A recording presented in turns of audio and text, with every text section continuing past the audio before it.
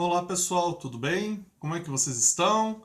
Então, retomando os nossos estudos, continuando nossas aulas, né, através dessa videoaula, nós vamos falar agora sobre continuando um pouco sobre a cultura grega, né? Vamos continuar falando sobre então, né, alguns aspectos da cultura grega no que se refere aí à questão da visão da mulher dentro da sociedade grega, né? Que existia diferenças entre cada sociedade com a visão das mulheres dentro dessa sociedade, né? Anteriormente a gente viu um pouco sobre a sociedade grega, né? E como se desenvolveu um pouco do que existia dentro das cidades gregas. Então a gente viu lá a questão da Ágora, né, que era um centro de comércio e também um centro onde aconteciam as assembleias públicas, onde a população se reunia para tomar as decisões dentro da cidade.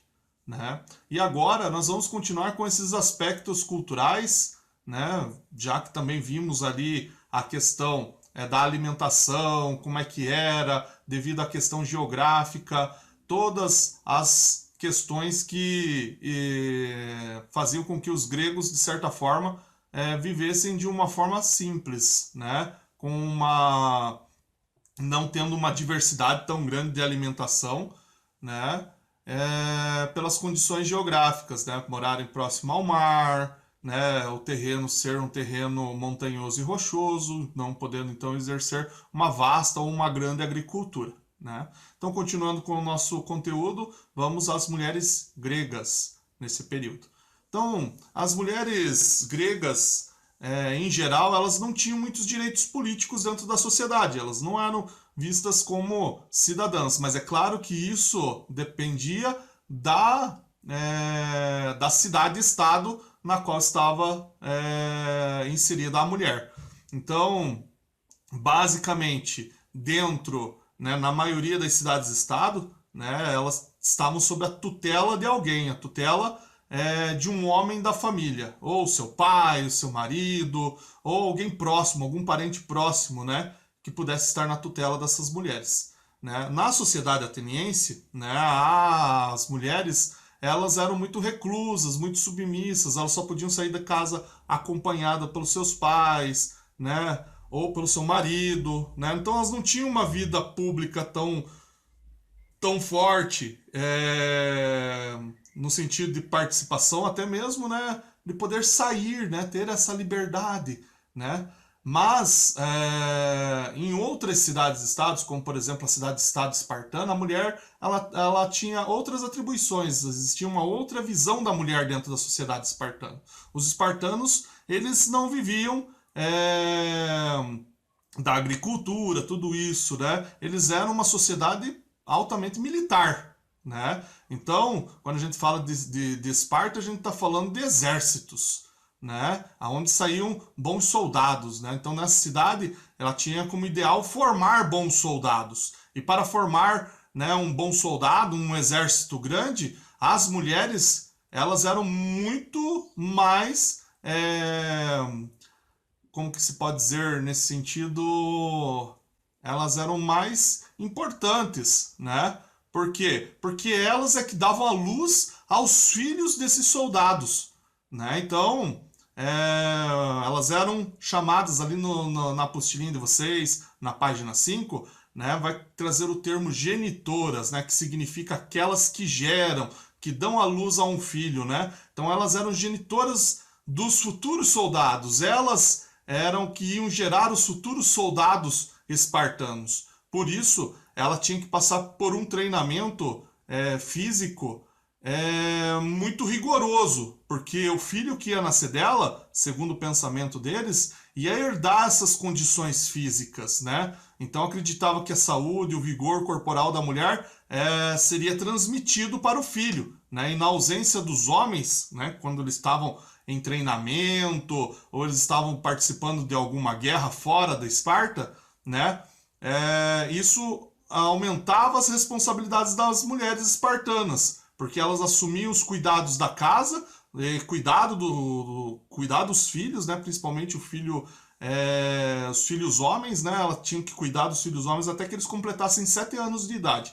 quando os filhos completavam 7 anos de idade, eles eram enviados para o treinamento militar, né? A escola deles era treinar militarmente na época, né? Então, a partir dessa idade, os meninos ingressavam nesse treinamento militar e já ficavam sob a tutela do Estado espartano. Então, a gente pode ver que a mulher, ela tinha um lugar muito específico, porque quando os homens estavam fora da guerra, quem que cuidava do comércio? Quem que cuidava das coisas da cidade? Eram as mulheres. Né? Então elas tinham uma importância bem maior, né? Elas tinham uma participação bem maior do que as mulheres da sociedade ateniense, né? Que eram mais reclusas, né? Tinham que ser mais submissas à realidade que existia dentro da cidade. E, continuando o nosso conteúdo, vocês vão ter então uma atividadezinha para fazer, né? Na página 5 ainda, né, que vocês vão ter que responder para mim. Qual era a principal diferença entre o modo de vida das mulheres atenienses e das espartanas? E da segunda questão, que situação que motivava a diferença entre o modo de vida dessas mulheres? Né? Então, vocês respondam no caderninho de vocês e, né, depois a gente vai estar discutindo essas questões, beleza? Continuando o nosso conteúdo, a gente vai para a religião e a mitologia dos gregos. Eu acho que essa é a parte que vocês mais gostam, né? Porque, né, os gregos tinham uma diversidade grande de deuses, né? E as histórias da mitologia grega deixam a gente fascinados, né? Porque conta-se cada coisa bacana dessas histórias, né? E a gente vai ver que os mitos, eles servem para explicar alguma coisa, né? Então, né, a religião grega tinha muitos deuses, então nós dizemos que era uma religião politeísta, ou seja, uma religião com vários deuses. Só que dentro da religião grega, nenhum deus era maior que o outro, nenhum deus predominava sobre o outro. Mesmo Zeus sendo o deus dos deuses, né, sendo o deus do céu, o deus do raio, ele não recebia mais atenção do que os outros deuses, né? Então os outros deuses tinham também a mesma importância, né? Lá Poseidon, o deus dos mares, ou Afrodite, a deusa do amor, né? A Hades, o deus do submundo, todos eles tinham a mesma importância, né? E dentro dos relatos da mitologia grega, né, conta que os deuses gregos eles eram muito parecidos com os seres humanos, né? Então, seja tanto de forma física, né, eles se pareciam com os seres humanos, mas também tinham sentimentos iguais aos dos seres humanos. Eles tinham ódio, eles tinham ciúme, eles tinham raiva, eles tinham paixão, eles tinham inveja dos seres humanos até, né? Então a gente vê um relato outro, né, que algumas vezes eles tinham inveja dos mortais, né? E eles brigavam entre os próprios deuses ali, né, tentando um obter vantagem, trapaceando um com o outro. Eles viviam então nessas intrigas, tá certo? Né? Então, dentro do que a gente vê aí dos deuses, né, a gente vê que eles tinham inveja dos mortais. Isso quer dizer que eles eram imortais. Eles eram imortais, né, segundo os relatos mitológicos, né, porque eles se alimentavam de ambrosia e néctar, né? Ambos com poderes mágicos, né, que eles garantiam aí a imortalidade, né? Então isso fazia com que eles se tornassem imortais. E eles tinham uma morada fixa, segundo os gregos. Eles moravam no Monte Olimpo, que ficava ao norte da região da Grécia, né? Então, lá no Monte Olimpo, eles ficavam acompanhando a vida dos mortais. Então os gregos acreditavam também que existia o destino, né, que toda pessoa, né, a vida da pessoa já estava predestinada, né? Então nada acontece ao acaso, tudo que acontece já está escrito de certa forma, vamos dizer assim, né? Então para eles tentar entender o que vai acontecer no futuro era primordial, e os deuses tinham conhecimento, né, dos acontecimentos que viriam. Então, os deuses se revelavam para eles, segundo a crença deles, através de oráculos, né? Pessoas que recebiam a informação dos deuses para passar para os seres humanos, os mortais, né? E quem era responsável, Deus que era responsável por esses oráculos, né, era Apolo, porque ele era o Deus da verdade, além de ser Deus de outras coisas, como Deus da medicina, o Deus da cura, o Deus da luz, né? Ele era o Deus responsável, então, pela verdade, aquele que trazia a iluminação, né? Então, os gregos também acreditavam na existência dos semideuses, né? Que eram filhos dos deuses com os mortais, né? E a gente vê aí que eles eram muito fortes, porém, né, eles também eram mortais, né? Então, eles tinham essas características especiais, como força, agilidade, maior inteligência, né? Então, alguns desses semideuses que a gente pode ter como exemplo aí é Hércules, né? Eu acho que é o mais conhecido, né? Até para quem já assistiu aí bastante desenho da Disney, né? Então a gente vê aí o Hércules, né? Teseu, aquele que derrotou o Minotauro, né? Então a gente vê esses heróis, né? Que são chamados de semideuses, né? Filho dos deuses com os seres humanos, né? E é bem importante a gente ver também aí que existiam outros tipos de seres, além desses semideuses e deuses, né? Mas outros seres mitológicos, né?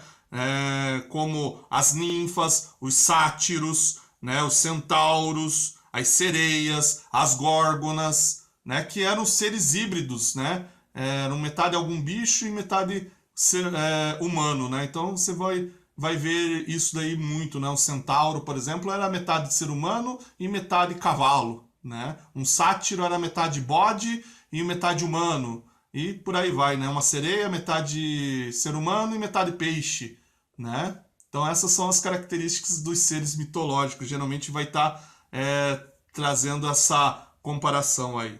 E também, né, a mitologia. Por meio da mitologia, os gregos buscavam explicar muitos aspectos da vida humana, né? Eles explicavam o poder de uma cidade, a ocorrência de uma guerra, a origem do mundo, fenômenos naturais, coisas que aconteciam que eles davam alguma explicação por meio da mitologia, mas a mitologia também servia para dar algumas lições de moral nas pessoas, vamos dizer assim, né? Trazer uma moral da história, que é o que vocês vão resolver na questãozinha que está na página 7 da apostila de vocês, tá? Que é sobre o mito de Ícaro, né? Ícaro que voou muito próximo ao sol com as asas de cera, e a cera foi derretida e ele acabou caindo, despencando dos céus dentro do mar e trazendo aí uma mensagem. Então vocês vão ler o textinho que está na página 6, tá certo? E responder a questãozinha que está na página 7. Assim também vocês vão estar fazendo uma pesquisa. E essa pesquisa consiste, né, na questão que está no box de pesquisa da página 6, tá bom? E essa pesquisa está no material de apoio. Após a página 54 da apostila de vocês, vai ter um material de apoio.